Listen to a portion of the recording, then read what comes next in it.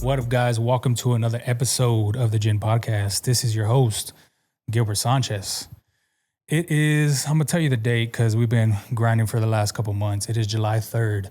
This probably won't be out for maybe a week or two, but I appreciate everybody that's tuning in. I appreciate everybody that's going to tune in. This episode is kind of just a long time in the making, to be honest. I feel like it's a few years.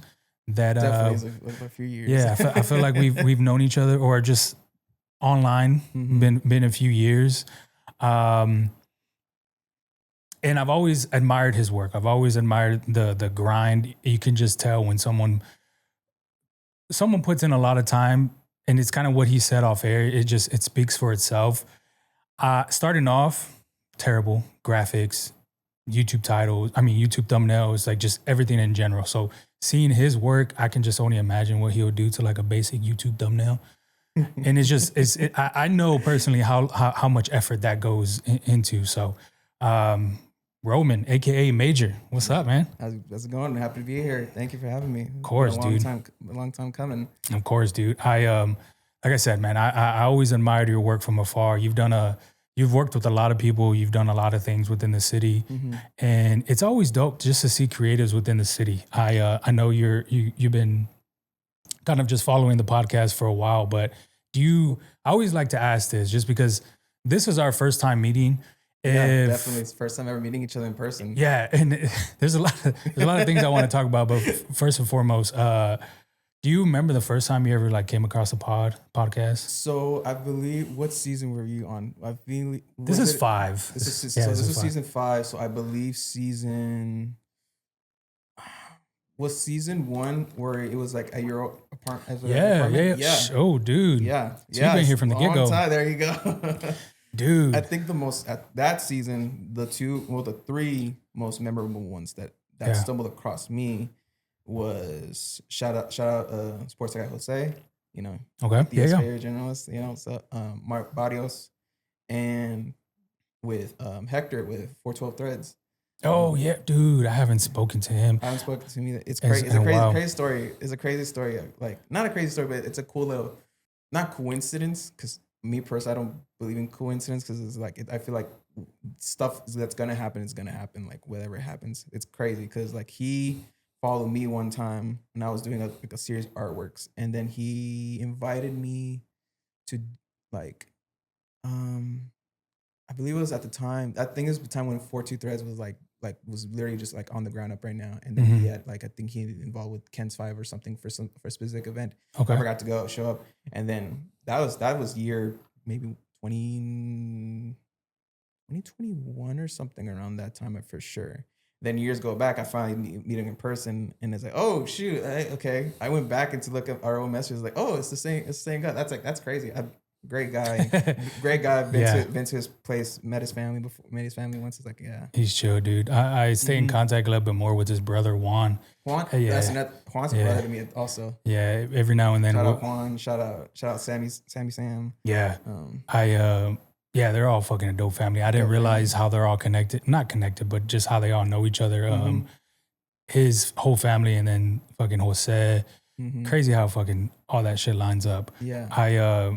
It's dope to fucking hear you say that, bro, because everything was shit to me back then as far as the podcast goes. So you seen that, just seeing the growth. It's I fucking love it, dude. That's why I wanted to ask that question. Like, I'm gonna tell you straight up, like, bro, I'm super proud of you, like, able to do that. Like, people, like, I've seen people like can take it so far, and then like honestly, there's like there are times would be like it's like, oh, like you can tell like the charm and the love is not there, but like you've been keeping it super consistently. Yeah. Like heads down, like straight up, like full gas, like pretty much till the wheels fall off. And I really commend you for that, honestly. Dude, I appreciate that, man. Seriously, I accept it. I appreciate it. It's a fucking struggle. I mean, I'm sure you can attest to it. There's things that you just truly love, man. Like, I used to say this a lot, season 1, season 2, and I still get this feeling, but every time I leave after a podcast, it's like a fucking high. Like, I love talking to people, even though I'm fucking shy when I'm out, like in restaurants. Like, I just love this one-on-one conversation. And it's just because I do it to show people what's possible, because the person I'm interviewing usually has done a ton of shit, and it's me showcasing the whole city. So that's one reason. The other reason is I first started off just kind of breaking out of my shell, like getting into conversations and learning how to talk to people and finding cues on how people keep conversations and trigger words and just all bullshit that most people don't talk about when it comes to communication. Yeah. And yeah, man, it's fucking dope. So I appreciate that. I want to transition because a lot of people, this is my first time meeting him. I've known him about it for a while, but a lot of people might not know what you look like. Yeah, so no, exactly. First time like being like there in front of a camera, like on different perspectives. So it's just like, okay. I mean, there has been clips here and there where people have seen me like in front of camera, but it's very quick, or it's just pretty much just like you don't really think too much about it, or just okay. So, but in terms of like in this type of scaling, like no, this is the first time ever, like ever. Yeah. Yeah. And in terms of scale, first time. Yeah. Well, I appreciate you coming down. Like we were talking off air, and it's a huge jump being on camera. It was a huge jump for me.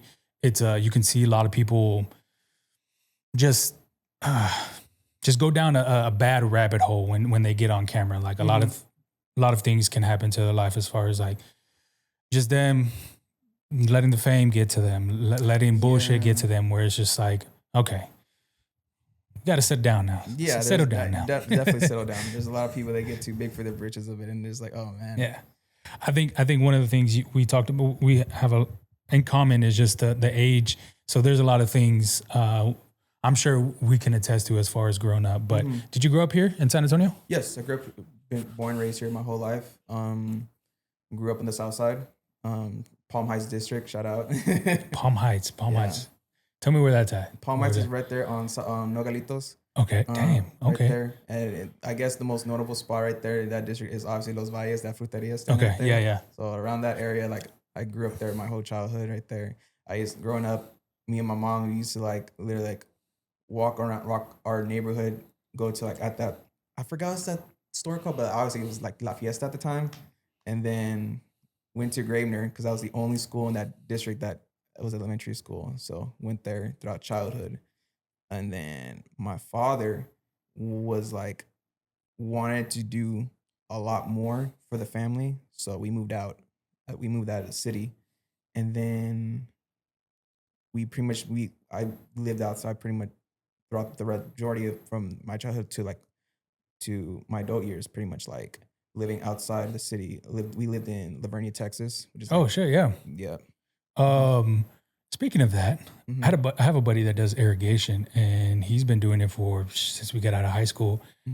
And the amount of fucking growth. And do you still stay out on Livernia? Yeah, every now and then, going back and forth of it. Okay. Yeah. But like majority of the time, we were still all of our family's still here. So gotcha. It's like it wasn't like out of the blue back of it.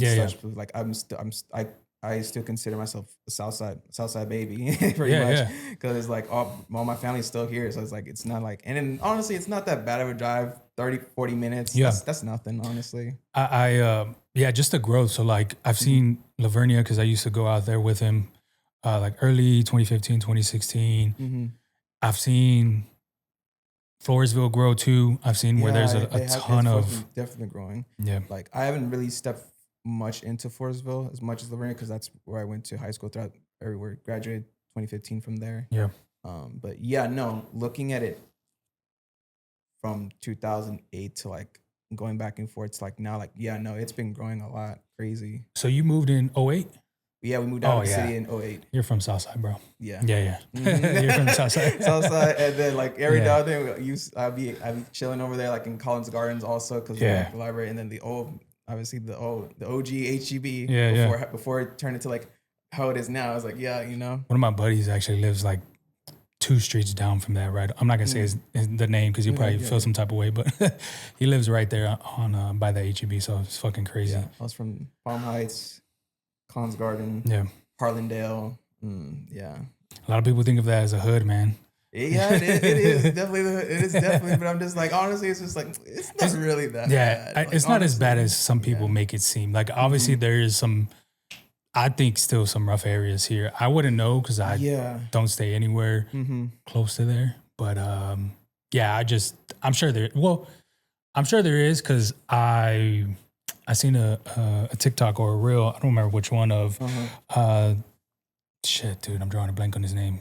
Yeah, Full Mob. There we go. Okay, so they were asking him about if San Antonio is dangerous. He was like, "Dude, yeah, like no, it definitely is. We have more shootings than Los Angeles right now," which is. I was like, "Whoa, what the fuck?" And I could agree to that, honestly. And this is coming from someone who like doesn't even go outside. I just be at the crib. If you ever see me outside, is the main reason is, bro, I'm working. That's just about it. Other than that, I'm chilling at the crib. That's just about working at the crib as well. So I'm like, all right, you ever see me out? I'm just like number one priority is either like, oh, bro's working. Pretty much, yeah. Well, shit, dude. That dog. Once again, I appreciate you fucking giving me those flowers. I appreciate you. I want to dive into these questions, man, because I was peeping the portfolio a couple of days ago, trying to figure out like, just do a little research, trying to figure out what type of questions you have. Yeah, I was actually very curious to see what kind of questions, because like honestly, this is the first time I'm ever doing something like this. So I'm just like, I'm very curious to see like what you found. What was your like research wise? So I was like, okay. Yeah, I want to start off with just I didn't realize you're at least on your portfolio it says photographer, videographer. So there we go. And you're also a graphic designer. Yes. So those all correlate somehow, some way, right? Yeah. What would you say what was the first one that you kind of dipped your toes in? Graphic design for sure. I picked that skill up in 2020. That's 2016 is a good. I would say a good start because graduated 2015 fresh out of high school, went straight to college. Only went to community college, so I only went to SAC. That's about it. Graduated in the infamous 2020. Yeah. Oh shit. Yeah, but at that time I didn't major. I didn't really major for it because I think at that time they didn't had a program for it. But how I picked up that skills, I think I was in Central Campus, and then every now and then the campus they do like these little like events here and there and such, and then there was this what was the name of I think it was called SGA or something. I think it was called SGA or something, and then that's where I met pretty much my friends who I still keep in contact to this day. And they were like, "Oh, we need someone who to do a flyer for us and such." And I was just like, I could do it. I just straight up just said, I could do it without even not knowing any knowledge of it. Like I didn't even had Photoshop at the time. I had paint.net, like which that's like an upper version of Microsoft Paint pretty much. And then I tried my best to like do what I could with it. And then I feel like once I sent that flyer out and then when they printed it out, I think that's what clicked in my head. Be like, oh shoot, that's pretty dope. You know what? I feel like I can keep doing this because before that, I was like, I guess you could say I was a traditional artist, as in like painting, drawing, and such. Yeah. And then I didn't really took too much for appreciation at the time for digital until when I saw like, oh, okay, you can create something very digitally and then put it as well into the physical room. So it's pretty much in a way it's being born twice. Yeah. So I was like, okay, like I think I can do this. And then after that, the rest was history to this day. The second skill set I picked up was photography for sure. And that's even crazy looking back at it now because like when I was in college, I pretty much took as much as I could every single like art form that I can get my hands on, where it was like drawing, 2D design, 3D design, sculpting, printmaking. And it's even crazy looking back at it now. I took every single like art class that I can get my hands on except for photography. And that's even in looking back, it's like, wow, okay. I took a audio video production class in high school. I think that was my senior year. And then that was when I guess the love for photography at that time came back to me. So, oh shoot, I forgot. I used to love doing this. I used to do all this time as a kid. And then after that, time progresses. I guess I had a falling out for it because I didn't have like at that time the tools that I had for it until I decided to like, I don't even, I remember, I think I did say like, you know what? No, wait, I have some money on me or something. And it's like, it's during the holidays and I'm pretty sure I can get a decent camera at the time for a good deal. And I did. I started off my first professional camera at the time was a Canon Rebel series with a T7i in December 2019, and then 2020 happened. Damn. And the whole world shut down. Yeah. So I was just like, what the heck? And I'm just like, what could I do right now with this? And then I was just like, let me, at the time, I was like, you know what? The world is shut down. The streets are empty. You know what? I'm gonna do some street photography. Like, who's gonna stop me? Like, nobody's out here. So I did that for a good time being. And then, that's pretty much how I first started photography wise. Mm-hmm. And then videography, which is like the most recent, I guess, top as well, another skill set was, I was still dabbling into photography at that time. At this time, I was pretty much like making a name for myself and going to local shows here in the city and seeing, knowing who's who, like, who I like, who I don't, and such. And then one time, I think going back to like, I think Bam mentioned, I don't know, I think he either called me or I was with his friend Rizm at the time, with his friend Rizm. We were in a phone call one time, and he was like, he was doing some type of like networking event right there on, I forgot the name of the building, but it's right there on South Florida's. I think it's run by the same guy who did the art and music. Okay. Yeah. Okay. And then this was 2022, I think. Yeah, I think it was either like I'm between 2020. No, it has to be 2022. Yeah, for sure. 2022. Bam invites me to this event. Okay, I'll say I'll pull up. And at that time, I had my first VHS camcorder, and I found that off of like OfferUp, and the owner had it like pristine, like he just had it sitting in his attic for all these years, and he just wanted to get rid of it. So I met up with them, picked it up, had this cool, and I was messing with it here and there. And then fast forward, going back to that event, I pulled up, said what's up, Bam. I think this is the first or second time meeting him. And then that's where I shot, we shot Mud Baby. Okay. And that was my my first music video ever. Yeah. Damn. And then after that, our relationship, the rest was history at that point. I remember when y'all released that. Yeah. Really? Oh, wow. I remember when y'all released that. I go back and look at it, it's like, man. I didn't realize that was you, but then I think about it, I was like, okay. It honestly, it didn't, if I remember video correct, it didn't look like that was your first time. It kind of, I guess there's a lot of skills that go into it, dude. So I can just tell already that it's all cohesive, right? Like everything you've learned from photography and graphic design, it's all cohesive, and it applies to video, right? Yeah. So it's fucking crazy that was the first time you ever did that. To this day, it's looking back, that's crazy, because like that was my first music video ever. That was the first thing I ever shot, first thing I ever like actually dabbled into video editing. I knew how to video edit, but like in that type of skill set, it's like, oh wow.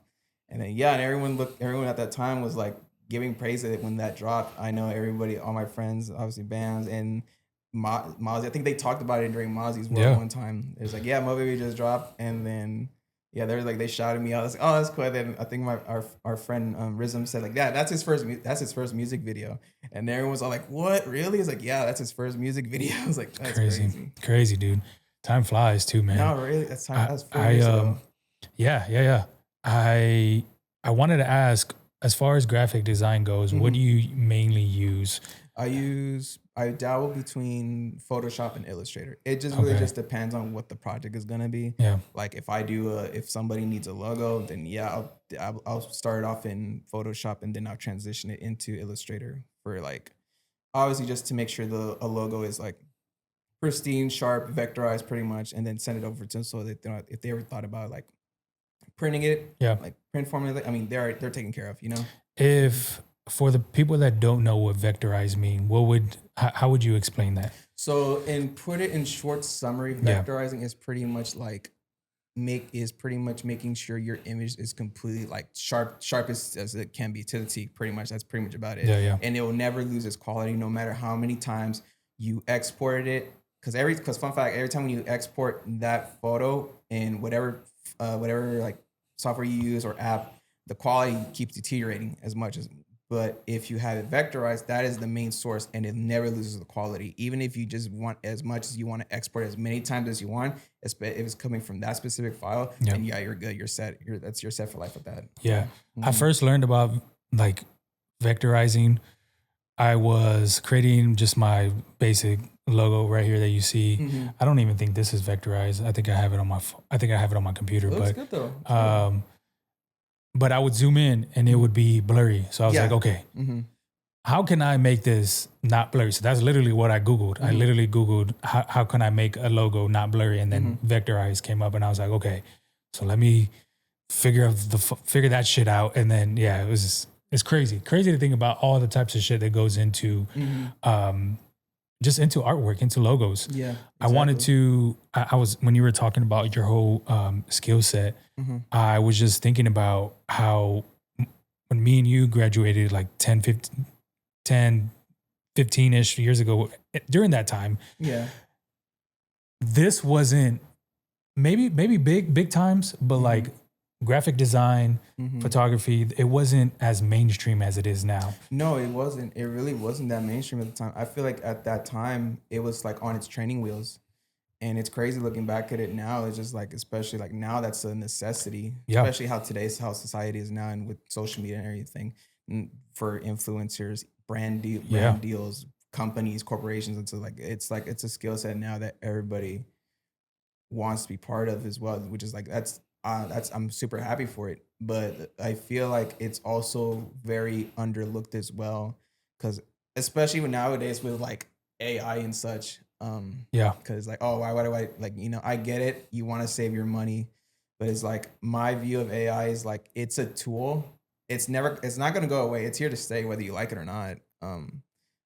It's just like my ideal of it is don't rely on it too much, because if you rely on it too much, then the creativity and the heart is not there at all. Yeah. Especially like I've had like experiences with people who have used it, or people who have like plagiarized. Not plagiarized. Going back to it, I feel like they rely on it too much rather than like trusting a person who knows the skill set, who knows how to do this. Like, bro, I mean, like, just trust me on this, and I got you. I get it. I know there's obviously people want consistency or quality over quantity. I'm a quality person, so it's just like, I always look at when people ever want to like hit me up for something like a commission, like we'll do a flyer, logo, and such. I always wanted to say this to people, like at the end of the day, it's just like, you're not only just paying for my service, you're also paying for my style. You know what I mean? And I feel like that's something that's very underlooked and people don't really think about it too much. Yeah. I think that's huge, because definitely AI is not going anywhere. Yeah. I would say if I honestly, I would encourage people to get used to AI, just because it can help. The rely on that part is for me, I've never relied on anything. I've always been like going to get it myself. I do use it. I just don't use it as a lot of people do use it. Like I've seen news articles. I've seen tweets. I've seen just stuff that at least I know, because I use. What I tell you, I'll tell you right now, it's crazy. I was kicking with family a couple of days ago. We were at a Hobby Lobby, and then they saw these prints there, and it was just like, you can definitely tell that's AI. Yeah. Just slapped it on a canvas print, charge it like $60-$80. I was like, what the heck? I was just like, oh my god, bro. If you tell it the right thing, if you give it right prompts, it can create things. But I'm right there with you. I would leverage it to make stuff better, but I definitely wouldn't rely on it, especially because there's people out there that do know what they're doing. And without question, I think there's a better product that comes from people that do have skill sets, that do put out content like you. So that's a good point, man. I'm glad you brought that up, because that definitely wasn't in my question list, but that is a huge point, that when Chat GPT came out with the image generator, a couple months ago, that was what everybody was talking about. Like, graphic designers are dead. Everyone was like making like the same prompts from everything. Cause like, I get it. It is a craze. It's a craze. It's a meme. People want to get it, want to probably get into it, and it's like, I get that. But yeah, no, I definitely look at it. It is a tool based. I feel like you don't get too lost into it. You know what I mean? Or don't depend on it too much. Because even though we have it, like there's time, like I'm pretty sure you could pretty much agree. So there's even times like it has its own limitations as well. Oh yeah. So it's like, if that's the case, if you rely on that too much, then what are you gonna do now? Yeah.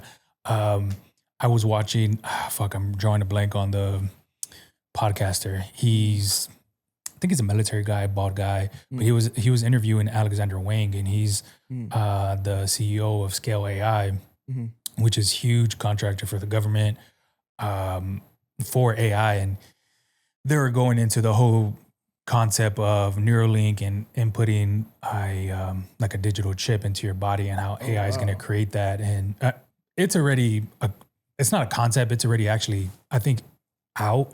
But just going to the extent as far as he was saying that AI can basically alter your reality as far as your senses. So like your six senses, it's going to alter. If he's saying we'll get that far, which is a mind fuck to even think about. What you see, what you hear, what you taste, what you touch, like everything can be altered by it's AI prescriptions. Crazy. Yeah. And I was watching it and I was having a hard time trying to understand, because I'm like, okay, there has to be some legit reason back to this, right? So he starts going into it as far as people with cataracts. They can make them see better, right? Yeah. And I was like, okay, that would make sense. Yeah. But the average person put in a fucking digital thing in your body, okay, I don't know if I would do it. And it brings up a crazy, just it's a crazy mind fuck, to talk about, you know? Because like, dang, this is it's very dark. It's jargon. But it's also new, and obviously us as people, like we're scared of new things, you know? Yeah. I think it's gonna happen quick too. I think 2025 is, really when AI was put on the main stage, like it was just everywhere as far as being mainstream news, just everything. So it's pretty crazy to think about. I wanna switch gears. Are you currently working on anything as far as projects? Right now, project wise, besides just still doing some visuals for some artists every now and then. But I have been wanting to. I have some personal projects on my end as well. I haven't got a chance to like tweak it on my end, because on my end is like I'm a perfectionist. That's good. And so I'm never satisfied. But it's like if it's for other people, it's like I can put my ego down or anything like that. I think because at the end of it, it's for them as well. But when it comes to like full on creative control, all under me, and 9 times out of 10, it's so far it's just me working on it.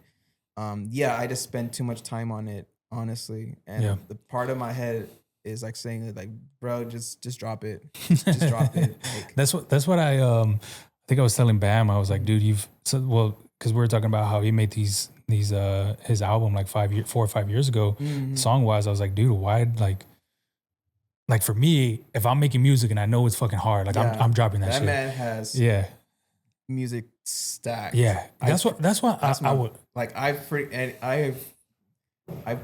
much so far I've listened to every single track that he has, like unreleased wise. That's dope. So it's just like, we talked about it every now and then. It's like, I think there's a one time, obviously High and Bands were threes out.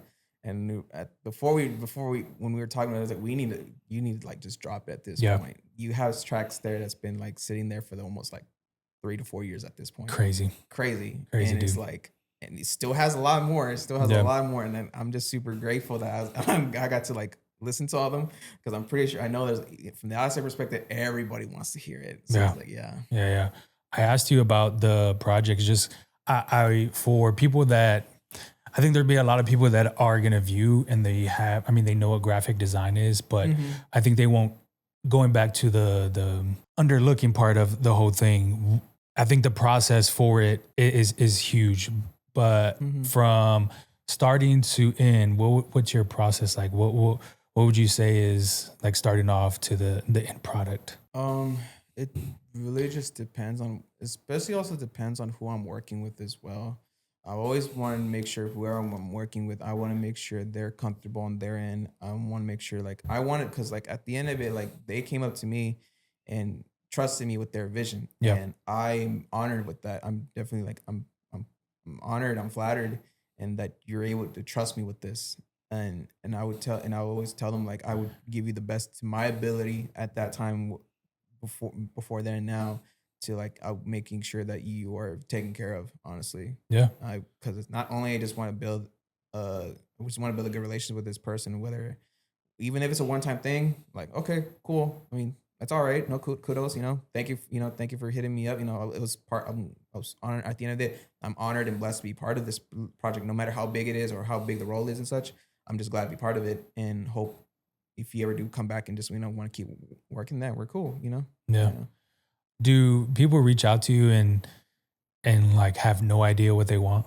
I've always wondered that. Like you do all the work. Like they haven't, like for me, I have a ton of concepts in my head, right? So like my mind is always working, but I feel like sometimes I just know there's sometimes some people out there, I'm sorry, that probably just have no idea where to start and they just. Yeah. And that's okay. That's different. That's all right. I get that. Yeah. I've had those conversations before. And so far, I think I've only had one time when I feel like they put everything on my shoulders. Damn. And I was just like, whoa, whoa, whoa, whoa, whoa, whoa, whoa. Like, first of all, glad you reached out and everything. Yeah. But like at the end of it, this is your project as well. Like, let's talk about this. Let's see. Let's just storyboard or just list stuff out that you like that wants to be part of it. Because like, I'm like, don't get me wrong. I'm always willing to help and such. Don't get me as much as I can. But at the end of it, if there's one thing I always look at. Someone once told me is that you should not want this more than them. I would say that. That's what I've been taught. That's what I've been told about it. And it's true. It is definitely a case. Because like, why would I want to go super hard for this, whatever we're going towards with, if you're not meeting it up, if you're supposed to be the main limelight of it, you know what I mean? Yeah. At that point, I'm sorry, I'm already cursed. I'm trying my best not to curse. At that point, I'm just like, oh, it should be me at this point. It's my logo now, right? Yeah, my logo now, project or whatever. We had this one time, it was funny thing. We had this, was one little conversation. It was funny, like, what if with me, Bands, and our friend Sammy Sam, he was just like, what if Roman's actually the real star of this? It's like, that was funny. It's like, wow, really? And he takes off his son. That'd be funny. Like, it's him the whole time. Like, dude, I wouldn't fucking doubt it, man. I was like, what? Oh my God. I wouldn't fucking doubt it, dude. It's crazy. It was funny. I was taking a look at your portfolio like I was talking about earlier, and I saw it when it released, when you dropped it too, but when the Super Bowl hit and a little bit after that, you released the Kendrick photo. Oh my God. And I was like, what? I'm a fan of Kendrick now. Yeah. I wasn't a fan before, I was always a fan of Kendrick. But seeing that, I was like, okay, that is fucking crazy. Yeah. What was the process on that? Like, why did you even do that? So honestly, like at the end of the day, like love Kendrick so much. Like, Good Kid, Mad City is probably my favorite album, like of hip hop rap album of all time. I always looked at it. I always picture looking at it as like, what if we stayed in San Antonio, like in the South Side, like to this day? And I don't know why I always kind of picture myself. I was like, I would have had that type of like same interaction or that same type of like environment, how he was going through at that time, if we stayed. And that always replays in my head like all the time, even to this day. Yeah. So I feel like that's one of the reasons why Good Kid, Mad City is my favorite album. It's something, it's super relatable. It's relatable. It's a story. It's like, it's literally a movie in itself. Like you can literally, if you can literally just like close your eyes and just envision it, listening all the way whole. And it's like, dang, you can, I think there's one time somebody even say you could even listen to it backwards as well. And it's like, and it just loops back. And I love that project so much. Yeah. But, that graphic, honestly, I did not expect for that to blow up at all.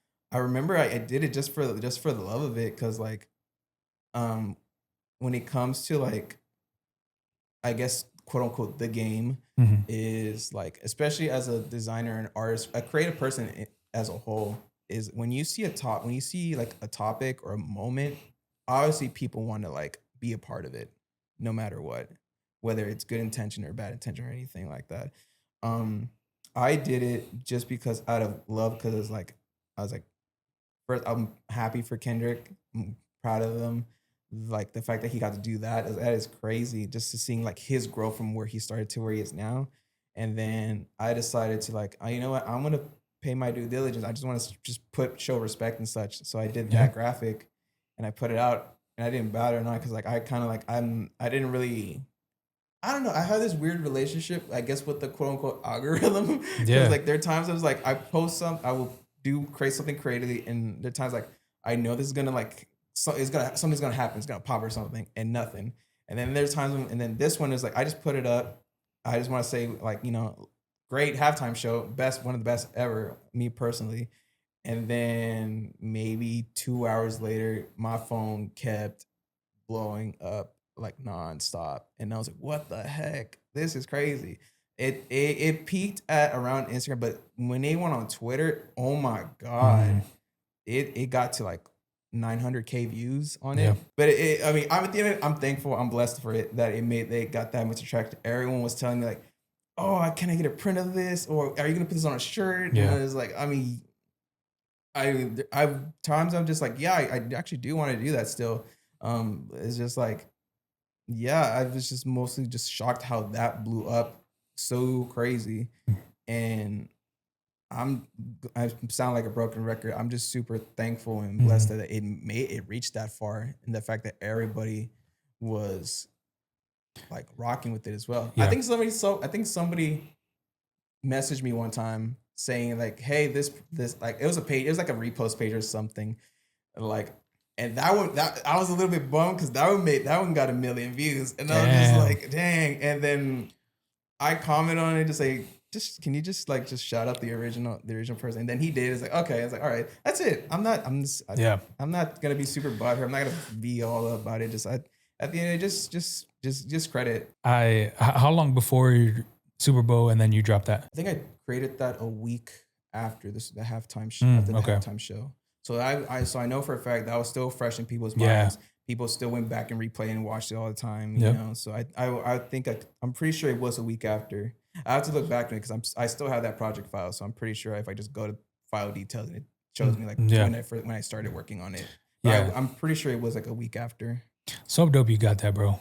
No, it's always cool when you like never expect it. It's always cool when you just like, sometimes I'm the same way, dude. Like I'll just drop something or I'll just post something. And like when I released pictures of just different materials with the podcast name, and it went from like glass to like grass to rock to leather, and it was just different pictures of just different like textures. And I just didn't think nothing of it. I thought it was cool.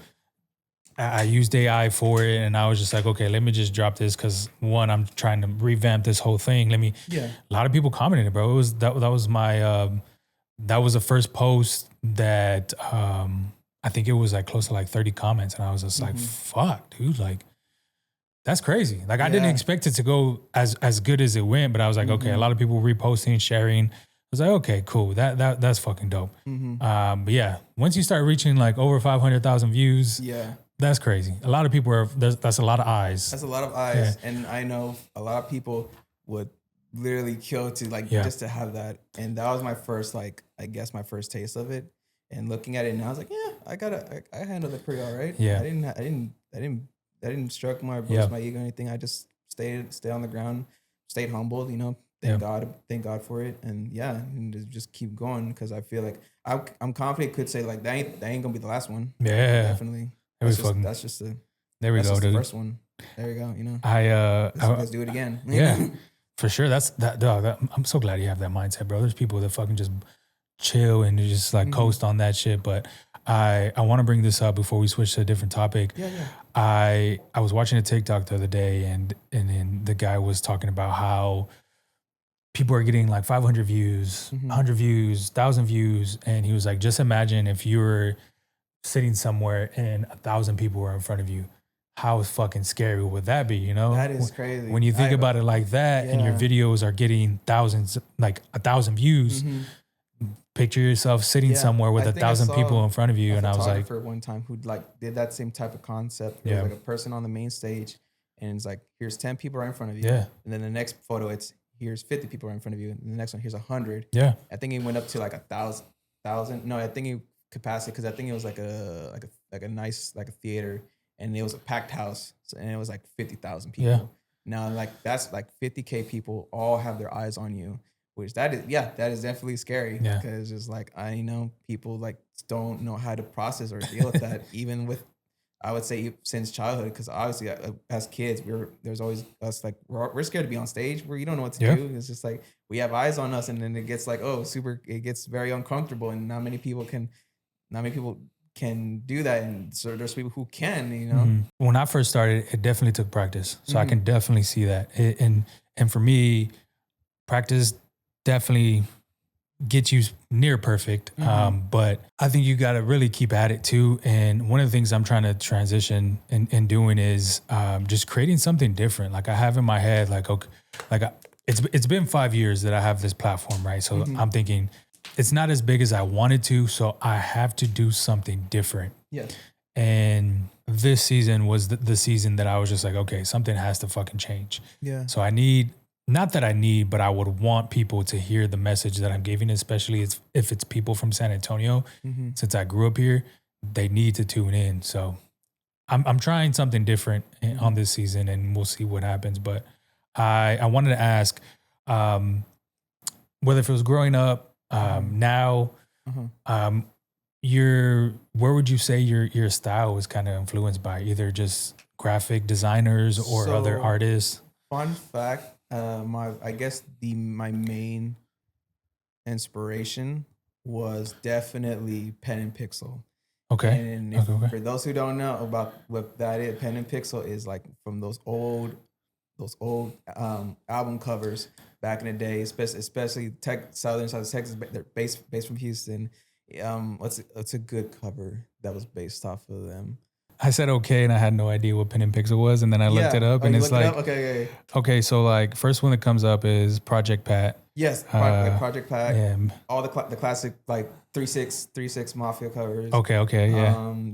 There's a couple Masterpiece here. Masterpiece. I know There was a Snoop Dogg one, and then any of the old school like Houston artists as well, like all like classic Zero covers. Probably my favorite one. Yeah, then Juvenile. Yeah. That was a crazy cover. It's funny thing. There's a video about that video, like the owner did it. He showcases a little bit like how that process was, and it's super weird, like where it was uploaded. I forgot what it's from. I think it's called Noise or something. But it's like they have a Japanese like YouTube channel for it, and I can show it to you later on. It's super random. It's like what I feel like this should have been like brought up a little bit more because like they went to like his house and they talked about it. He still has all the project files and such. It's like that is crazy, but definitely like pen and pixel is definitely my main inspiration when it came to graphic design because I just looked up. Growing up, I would say like growing up I was a hip hop head, but not as much. I kept up with it because I was very secluded. I was very quiet. I was a very quiet kid.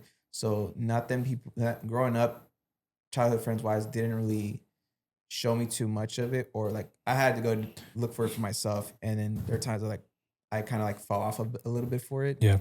But I do know for a fact the album covers is what really stuck with me ever since. Going back to my favorite cover is obviously Big Mo, City of Syrup. That's probably one of my favorite ones as well. That's one of my brother's favorite songs, dude. That's crazy. Or albums. I'm sorry. I remember one time I did this art series.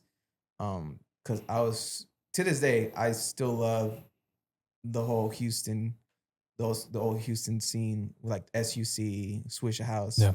I did this art series of like obviously we all know what screw tapes are, and I had this idea. I was like, what if screw tapes were like in a way still at that time, but especially with today's like music. So instead of a screw tape, instead of a random cassette, I used a random floppy disk instead because it was like it's a cool little blend, you know, because you could still store storage in it, and the only way to access it was the computer, especially how now we live off with that now. So it's like that was pretty much the main premise of the inspiration, how I started with that art series. Yeah, and so I did a floppy disk mock-up. Based off of every single SUC members, like their debut albums. I was thinking I was watching a video the other day on Apple Plus, and or Apple TV Plus, I think is what it's called. Anyways, yeah. I was thinking in my head, I was like, okay, so this is going to correlate to what you're talking about. Mm-hmm. I was like, okay, if this was made 20, 25 years ago, how in the world did they like edit? So in my head, because I use Adobe, right? I'm like, okay, well, I'm not too sure if they had Adobe back then. So like, what would be the thing that they use when they edit, right? Yeah. So then this goes back to what you're talking about as far as the pen and pixels. They had to create that some way, right? Yeah. What the fuck were they using? Yeah, do you definitely. know? I was going back to that video they showcased. Obviously, they relied on going to photography because at that video of Pen and Pixel, they had like their own studio. They bring in actors. They took photos of the actors of whatever the concept of the album cover was for, which was like a uniform where they had to be like nurses, cops or something, or jail or something. And then I believe they would go outsource and like take pictures of like the necessity when it needed to be in the background, or probably you just look it up on the internet or something. And I do remember everybody wanted, I want the title would be like obviously like nice, just chained out and everything. Yeah, yeah. Such. And then I remember I think they took pictures of like very detailed pictures of like diamonds and such, and they just kept it in their folder and such, and that's why how they able to incorporate like making sure like it looks all pretty much like a pretty much like a chain, honestly, like real. Yeah, I know what you mean. Exactly. That's that crazy. Cool. That's crazy, dude. And I've always wondered that. So I've always wondered.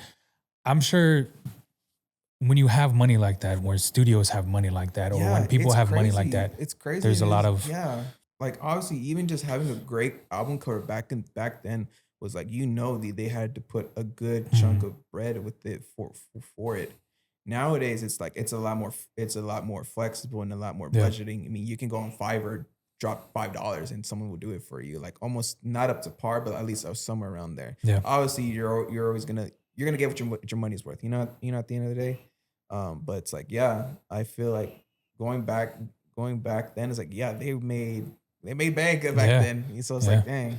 I would definitely end with this because we got to get out of here. But good conversation, dude. I'm so glad we had this. I want to end with if there was a dream collaboration, dream project, what would you say that would be? Anybody, no matter who it is. Video, okay. Photography, graphic design, anything. I would say in terms of art, in the art space, obviously Murakami. Obviously, if you're a hip hop head or even just like art or fashion as well, pretty sure everybody knows who Murakami is. Obviously, everyone thinks of the graduation cover for Kanye.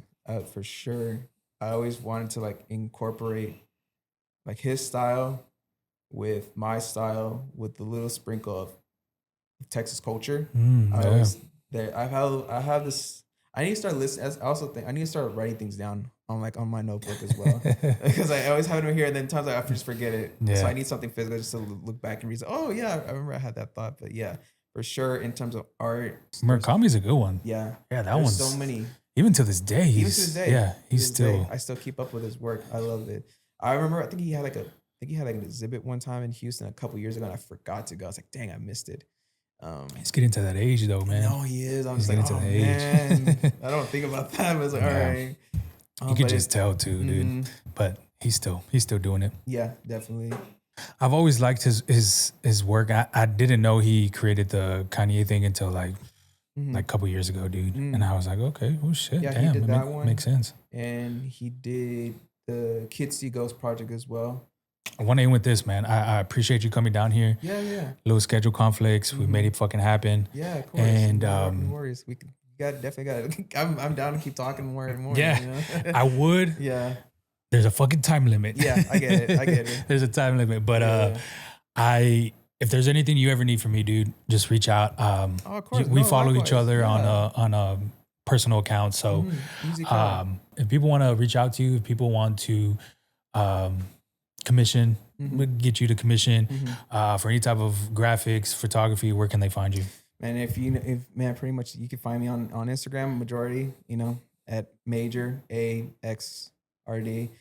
That's pretty much on same name on all social media platforms, Twitter, Twitter, Instagram, Behance, or just same thing. Email me, same thing at Gmail. Anything, But majority of the time, my main form of contact is obviously Instagram. Yeah. Yeah. I will leave everything in the description. I'm telling you guys, if you need logos, I promise you will not disappoint. I'm definitely gonna reach out to him because I have a ton of concepts, dude. Mm-hmm. And I'm the same way with you, man. I need to write these things down because I'm drawing blanks around, but I have a ton of concepts, whether if it's for like a clothing brand or for like merch for the podcast. Exactly. Oh yeah, for merch as well. Yeah. I just have a lot of shit that I need to fucking do. And other than mine, hit up me. I'm not sure if I'm talking our business page at Mud Made Customs. We would. I mean, for example, I designed this our merch from it. Main co-owner, creative director from it as well. So it's just like if you need anything, even outside of design was for your merch brand, like hit us up. We'll take care of you. If you're still tuning in right now, I appreciate you. Do me a favor. If you need anything from him, reach out. I will link everything in the description.